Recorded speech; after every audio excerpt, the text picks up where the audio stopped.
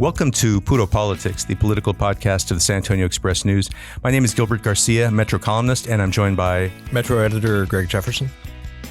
And we're really pleased today to have a special guest, District 2 Councilman Jalen McKee-Rodriguez. He was a guest on our podcast, I think, early 2021 when you were a candidate for city council. But this is the first time we've done it in person in our new Prince Glam Slam studio. I'm dressed for the occasion. So thank you so much for being here. Thank you for having me. I guess the biggest recent City Hall news is last week the City Council passed a $3.4 billion budget, which you voted for, and we'll talk about that in a minute. But I think the most contentious item was the issue of what to do with the CPS Energy surplus. Because of the brutal summer that we had, CPS Energy had a $75 million surplus. And what was proposed from the city was it was initially $50 million in sort of a one-time credit for customers, and that got reduced to $42.5 million. And it was. I mean, the council was really split down the middle on this. And this was something literally, yeah. And this is something that I know that you opposed. Can you talk a little bit about your objections to using the money in that way? Absolutely. I think there were just some fundamental disagreements on what equity looked like. So for me, I want to tackle the roots of any of our problems, right? And so people having these outrageous bills in the summer months isn't going to be solved by a $30 rebate. But we had an opportunity, I think, to invest in sustainability. And particularly for me, my goal was to get as much for weatherization as possible. Because for however many families, you can increase the chance that, they get their homes insulated and they get appropriate windows. And I think we missed that opportunity. It felt like the argument from city staff was, we're doing all the weatherization we can do at this point. That there's it's not an argument that I know. That I made a face. Yeah, I think. So the big problem there, right, is that we have so many contractors who don't get opportunities. We have capacity. Councilman Bravo at the meeting brought up ACOG, who said, "Hey, we can take the money and we can invest in the weatherization, and we have the capacity for it." And so I don't quite buy that argument. I think that there was a goal to make it look like council wasn't frivolous with money, that just because we had money, we weren't going to spend it. And so they wanted to say, oh, look, this is $50 million. We can do a rebate. We're going to return it back to the customers. And it's really like people are never going to see that money. It's going to be a discount off of their next, whatever the increase of their next bill is, it's going to subtract a little bit of that. One of the things that really struck me, too, about this is that at a time when I think we should be encouraging conservation, the way this was structured was it was a percentage of your people's bills. So it really, the more you used, the more you were going to get back. And obviously for big businesses, they were going to get the most back. And that was one thing that that was where a huge point of the debate is that there are going to be I think it was, there were 40 businesses that alone would get about $4 million. And when we think of the homes that, are going to have the lower bills, even though they're because they have energy efficient windows, they have, they weren't lowering their ACs because they have the spending money. To be honest, there's probably a number of council members who, and myself included, who I'm going to take the L. I'll spend a little bit more money on my bill so that I can stay comfortable. And so I'll have my AC at whatever is comfortable to me. And I think a number of people felt that way throughout the city. And we don't deserve necessarily to have a higher rebate. I intend to opt out. And I hope that a whole bunch of other people do. But there's going to be the people who have more modest homes who are going to have the higher bills, but they get so much less of it just because their homes are smaller. You did end up voting for the budget, and it looked to me, which you didn't last year. You didn't, and I think one of the things that I know you were pleased about was that the city is funding, as I understand it, a coordinator to deal with crime prevention and recidivism. Now, you wanted like a department, I think. I still want a whole department. You still want a whole department, but you take what you can get now. But this was an interesting idea to me because I think that I think you can explain it a lot better, and I want to make sure I understand. But it felt to me like you were looking at like what's causing this? What's the more holistic? What's causing crime? What's happening? Let's study this as opposed to just responding to crimes and arresting people. Absolutely, and it's not necessarily studying in the traditional sense. Like we know often, what the root causes of crime are. What we need to do a better job at is looking at certain areas and saying, hey, this is say a problem in this neighborhood where there's non-service alleys where crime is happening, or here's an area that's really dark and we notice that's a trend. And then we often, as a city, it's politically convenient to say, let's hire more officers. You're going to make a good portion of constituents happy if you say, I want more police officers. But then what happens when crime continues to go up? You're going to continue to invest in that. And when you have a police contract that makes it so that over 5 years, there's going to be a $90 million increase at minimum, you have to be smarter with money. And so we haven't made enough investments in crime prevention. And what that looks like is, and this liaison would pretty much work with city departments like public works, like sustainability, like economic development, ACS, and help that department look through, like we have an equity lens, a crime prevention lens. What can I at the department level do to reduce crime or to deter it? Mm-hmm. So how do you kind of gauge the success of this coordinator? Like a year from now, you will say this person succeeded if what happened? I would say if each department is able to explain to me the connection and explain to the council and explain to the city, what is their role in crime prevention. I think that if you go to a number of departments right now, they would not be able to answer that.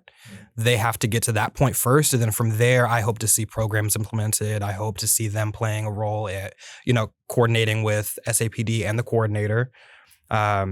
It should be a change in how each department functions and how they make their decisions. Right.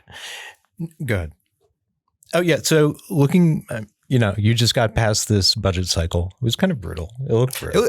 Budget season is my favorite time of year. This one is. I tell you, everyone is always so surprised. So I was a math teacher, right? Right. But it's also, I think if you're thinking politically, I think it's a missed opportunity if you don't view the budget as your largest opportunity to get policy wins and tangible wins for your community. And so we went about last year, we were very rushed. And I think I got people by surprise when I was able to get so many wins like the street lighting index or the civil rights coordinator. This go around, I don't think it was a surprise. We started so much earlier and I had a lot of time to build relationships with my council colleagues, and we talked about the things that mattered to us, and we brainstormed and we figured out ways that we could help each other. And so this go around, I loved it. It was long. I'll give you that. It was a long one. Right. So as far as law enforcement, what kind of common ground did you find with council members, and who were they? Like who were you working most closely with? So who I work most closely with, I think most people would assume it's Councilman Castillo, and we have a wonderful relationship. We work together and we talk about the issues that plague our districts the most, and there's a lot of common ground between District 2 and District 5. Where people might be surprised is I have a really good working relationship and personal relationship with Councilwoman Cabello Haverda, and we've had a lot of conversations about how the city has perceived crime to be and how we should be viewing it in the future. And so I think we're going to see some transformative things happen at Public Safety Committee, which she chairs. She was also one of the early supporters of the Office of Crime and Recidivism Prevention. And so that's something I do still hope to see as it works through the policy pipeline. But we got that early win that she was supportive of, which was the coordinator. So what are the transformative things we're going to see at that committee? I hope to see programs. So for example, I'll use arts as an example. I want them to start thinking of how can we tackle graffiti and vandalism, and how can we create opportunities for arts to intervene and to engage people early on and to participate in more, trauma informed, but then also not to reinforce positive behaviors. I also want to see, let's say, the research that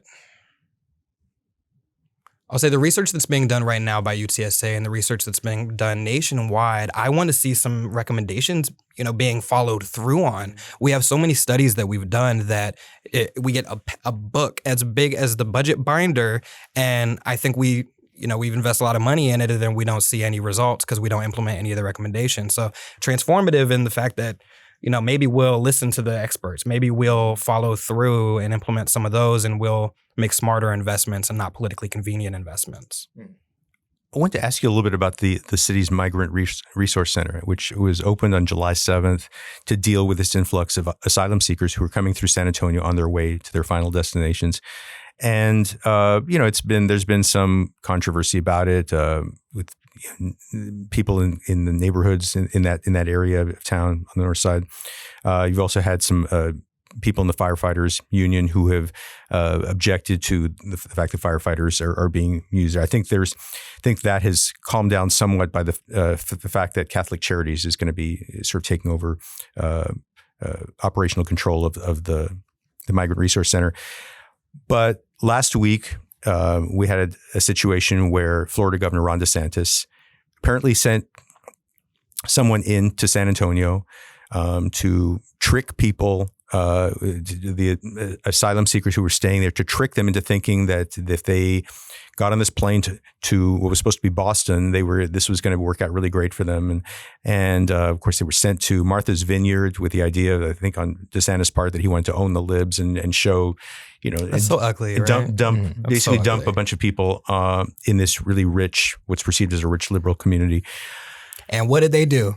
They handled it. I mean, they helped out. Yeah. But I just wanted to get as a council member, and this is a facility that the city has set up to try to help people to deal with what's a real humanitarian crisis, in the city. What was your response when you heard about that?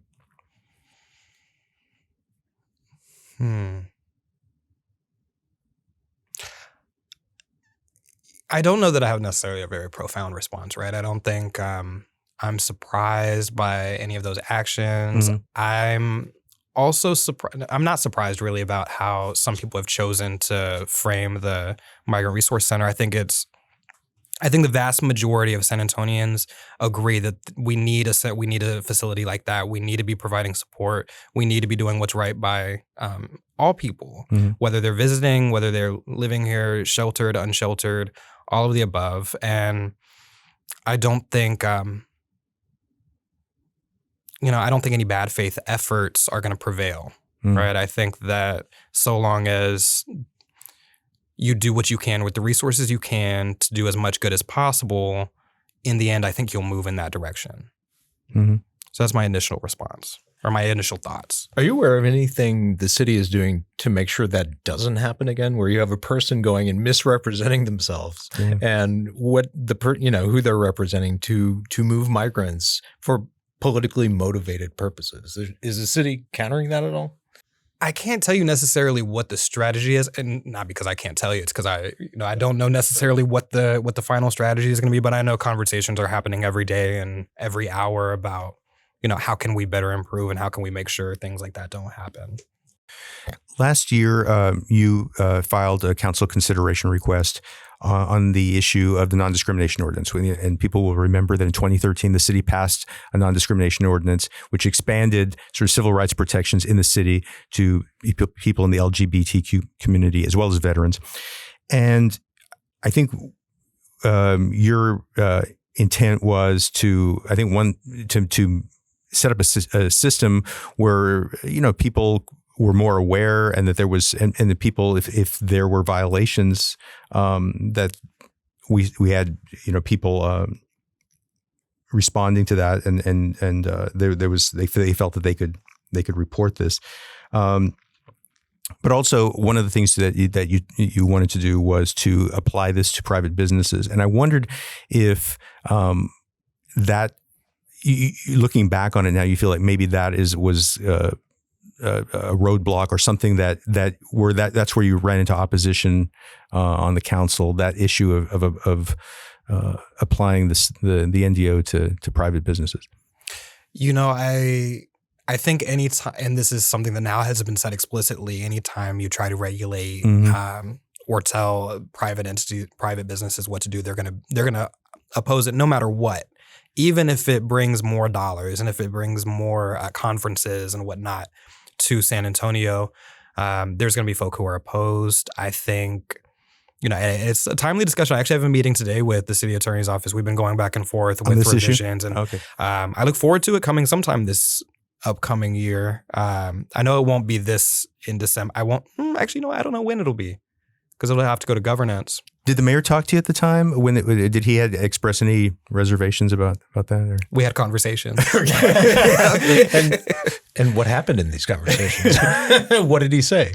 Like any conversation, there's going to be points where we both agree and we disagree, and I hope that in the end we'll all be satisfied with that. But did he disagree with the idea of applying NDO to private businesses? I will let him answer that. Okay. Good. What's your relationship like with the mayor in general? I mean, how would you describe it? We have a good relationship. I think it's we challenge each other in a lot of ways. We're not like best friends or anything like that, right? We work together. We both spend a lot of time on the East Side. I think what's been interesting is and I look back at old articles and old things that were happening, and I remember reading about conflicts with Councilman Warwick, Councilman Taylor, Trevino. That's true. I don't see. I think we can look at who the mayor is now, and who Councilman Jalen is now, and I don't think we're too far apart. I think that we both agree we have a lot of common ground, and there's a lot that we agree with, and we probably agree with more than we disagree. The problem where I think the conflict is how do we get there? And we both are fast in our moles and in our beliefs and what we believe to be right and what we believe to be possible. And so I think I don't know. I think that informs our relationship, as well as the fact that I'm a new council member. I'm not necessarily.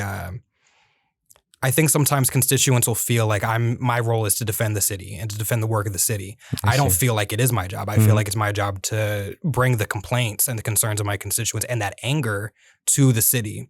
And so that's where I think I differ with some of my other council colleagues. And sometimes I think that sometimes can be seen on the dais. Yeah, I was going to say, it seems like Councilman Manny Pelaez would be one of those council members you frequently disagree with. Kind of characterize your relationship with him. I mean, you're being really careful about this. Describe it. Yeah. We don't really, I mean, I'll be honest, we don't have a relationship. Yeah. Right. We don't have a relationship. I don't know what I've done to make him feel the need to antagonize me, but it is what it is. The work continues, and I found I've been able to get what I need done. Earlier this year, there was a plan to take an Eastside Motel and use it to provide a home for people escaping homelessness. I think at a certain point, this was maybe a couple of months ago, you suggested that the plan be dropped because there was opposition. Is that right? I would say it goes a little bit deeper than that. Is that there's a phrase that I think I heard for the first time a little bit before I decided to run for office, and it was nothing for the community without the community. And so you have to engage folk and you have to create buy-in. I can have what I feel to be the solution to houselessness or the solution to any of our number one issues. But if I don't get a community behind me that's bought into that, it's not going to succeed. And there's going to be way more, and in this case, I think there'd be way more misplaced anger and frustration at the houseless community than there needed to be.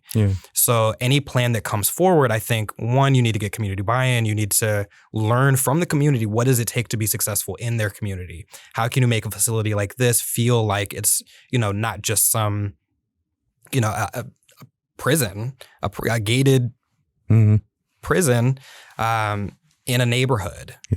How do you make it something that feels like, those are my neighbors? And I think we need more of that. Could you foresee that something like that happening? Oh, absolutely. And I think people forget it's that location wasn't too far away from Town Twin Village, which is, it's being received very positively. And the neighbors who expressed frustration with the Garden Inn property, they're excited for Town Twin Village, and they wanted to see if maybe the resources that we were going to put here can instead be used to expand the capacity of Town Twin. I know one of the big issues that you've been concerned about on the east side has been stray animals, and I wondered if you were pleased with Animal Care Services funding in the new budget. Did the city do what you were hoping would happen, or is that still a work in progress? It's still a work in progress. I'm, something that makes me a little sad is that last year they weren't going to be funded in the bond. The Animal Care Hospital wasn't going to be funded in the bond, and I had a conversation with Shannon very early on. I said, "Hey, if you could have a bond project, what would it be?" And he said it would be this hospital. I know exactly how much it would cost. I know this. And you have a department that you go around the city, you especially districts 1, 2, 3, if you travel, you ask people what matters, they're going to want to see ACS receiving support. But the fact that you have a department that will say exactly what it is they need to succeed, and they were going to be left off the bond proposal list, and they're not being funded adequately. Over the past 10 years, they've only seen an increase in their budget of $10 million. And I use this as an example is that the increase to SAPD's budget was about $31 million. You could double ACS's funding and still have $10 million left over to increase the police budget with. And that's a problem to me, that we're not looking at things like that. Well, I can't resist asking you. I know it's a little bit early for this type of thing because we're still dealing with midterm elections and city council elections. We won't be focusing on that as a community for a few months. But have you made any decisions about whether you're going to seek a second term? Oh, I am. You are? Okay. I am. I think, and I owe it to my district, right? When they elected me, they were looking for someone who had the energy, the passion, and the drive, and the knowledge to go 8 years. And so as long as I'm here, I intend to, as long as the community will have me, I will continue to run again, not seeking any other office, just here to fulfill my duties as far as that goes.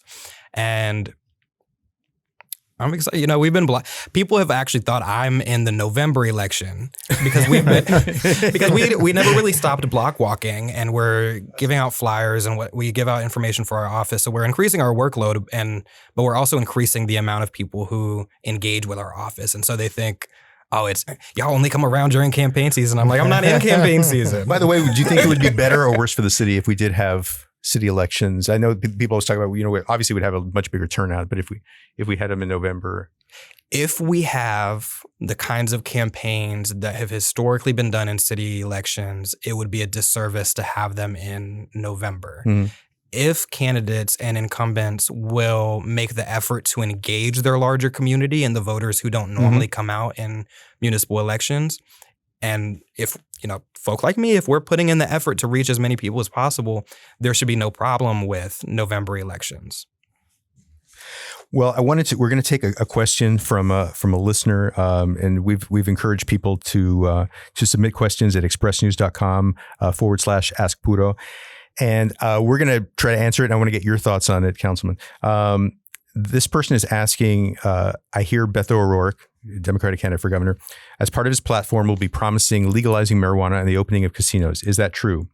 Beto O'Rourke has said on the issue of casinos that he's open, or he's inclined to support casino I love gambling that phrase. and sports I'm betting. inclined to feel this way. Yeah, I could be inclined a different way tomorrow. But I think basically he seems supportive of the idea, but has not fully committed and said, if I'm elected, then I'd like to have a conversation about this. On the issue of marijuana, I think there's been no doubt that he is absolutely a supporter of legalization of marijuana. And this is something I think he wrote about many, many years ago. When he was a councilman in El Paso, he was. Man, I forget he was a councilman. Right, that's right. Isn't that crazy? Yeah. He went right from there to Congress, but he he has talked about, he was in San Antonio on Sunday at La Vida. He talked about medical marijuana in terms of a humane thing to do for veterans, because, veterans who are suffering often get prescribed opioids, which are dangerous, and this would be much better. But he's also in support of legalization of recreational marijuana. The marijuana issue actually got the biggest applause at La Vida during his speech. And one of the things he mentioned too was the idea that he wanted to eliminate people getting incarcerated for low-level drug offenses. I know that's an issue that's important to you. I mean, how do you respond to that? Absolutely, and I think it's we spend a lot of time at one of the strategies we have, right, for doing the things that we can't get done at the state, or that we feel like we can't get done at the state, is decriminalize. And it would just be, imagine legalizing, and imagine having, I don't think people realize that. I mean, I think people do realize this now, but marijuana could open the doors for more economic opportunity. And I don't think we've yet, I think there are some folk at the state who are, I'm not going to finish that sentence. Yeah. So how would, they're hypocrites, that's what I'll say. So how would legalization open up more economic opportunity? It's a whole other industry. Right. So just retail. I mean, wholesale and retail. Jobs and tax revenue. And then how many people travel and they say, I'm going to go to Colorado. I'm going to take a Colorado vacation for that. Yeah. I'm going to get a Colorado high. It's going to be amazing. Yeah. Do they? You said it, not me. Okay. So as someone who was recently in college, yes, people do feel that way. They will go travel to places where it's legal. So this could be a tourism thing for Texas too. Imagine. I actually had when I was a high school math teacher, one of the things I assigned my students was to create a business plan of sorts. There was a way more math and numbers that I won't bore you with, but one of my students, he was trying to be spicy, and he was like, "Oh, I'm gonna open up a dispensary," and his aim was for me to be like, "Oh no, you can't do that." But I was like, "Okay, tell me more about that. What will that do?" And so it's. Well, how do you feel about casinos?